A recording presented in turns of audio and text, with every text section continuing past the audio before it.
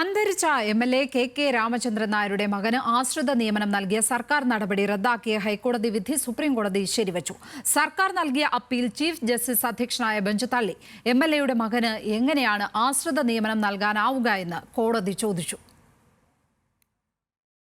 MLA. സർക്കാർ ജീവനക്കാരനല്ലാത്തതിനാൽ മരണപ്പെട്ടാൽ മക്കൾക്ക് ആശ്രിത നിയമനം നൽകാനാവില്ലെന്ന് കണ്ടെത്തിയാണ് കെ രാമചന്ദ്രൻ നായരുടെ മകൻ ആർ പ്രശാന്തിന്റെ നിയമനം ഹൈക്കോടതി റദ്ദാക്കിയത്.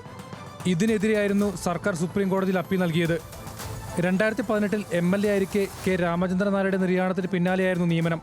പിതാവ് മരിച്ചൊഴിവിൽ നിയമസഭാ സീറ്റ് ആവശ്യപ്പെടാതിരിക്കാൻ മകന് സർക്കാർ ജോലി നൽകി ഒഴിവാക്കിയതാണെന്ന് ചൂണ്ടിക്കാട്ടി പാലക്കാട് സ്വദേശി നൽകിയ പൊതുതാൽപര്യ ഹർജിയിലാണ് ഹൈക്കോടതി വിധി. നിർദ്ദിഷ്ട യോഗ്യതയുടെ അടിസ്ഥാനത്തിൽ സർക്കാരിനുള്ള പ്രത്യേക അധികാരം വിനിയോഗിച്ച് നിയമപരമായാണ് എം.എൽ.എയുടെ മകന് നിയമനം നൽകിയതെന്ന് ചൂണ്ടിക്കാട്ടി സർക്കാർ സുപ്രീം കോടതി സമീപിച്ചു. മന്ത്രിസഭ തീരുമാനപ്രകാരമാണ് എഞ്ചിനീയറിംഗ് ബിരുദധാരിയായ പ്രശാന്തിനെ മതിയായ യോഗ്യതയുടെ അടിസ്ഥാനത്തിൽ പൊതുമരാമത്ത് വകുപ്പിൽ അസിസ്റ്റന്റ് എഞ്ചിനീയറായി നിയമനം നൽകിയതെന്നും സർക്കാർ വാദിച്ചു. ആവശ്യമെങ്കിൽ നിയമനവുമായി ബന്ധപ്പെട്ട ഉപാധികളിലും നിയമത്തിലും ഇളവനുവദിക്കാൻ അധികാരമുണ്ടെന്നും സർക്കാർ വാദം. പൊതുജനസേവകൻ എന്ന നിലയിൽ സർക്കാർ ജീവനക്കാർ സർവീസിലിരിക്കെ മരണപ്പെട്ടാലാണ് ചില വ്യവസ്ഥകൾക്ക് വിധേയമായി ആശ്രിതർക്ക് നിയമനം നൽകുന്നത്. എം.എൽ.എ. ആയിരിക്കെ ജനപ്രതിനിധി മരിച്ചാൽ ആശ്രിത നിയമനം നൽകാൻ വ്യവസ്ഥയില്ലെന്നും കോടതി വ്യക്തമാക്കി.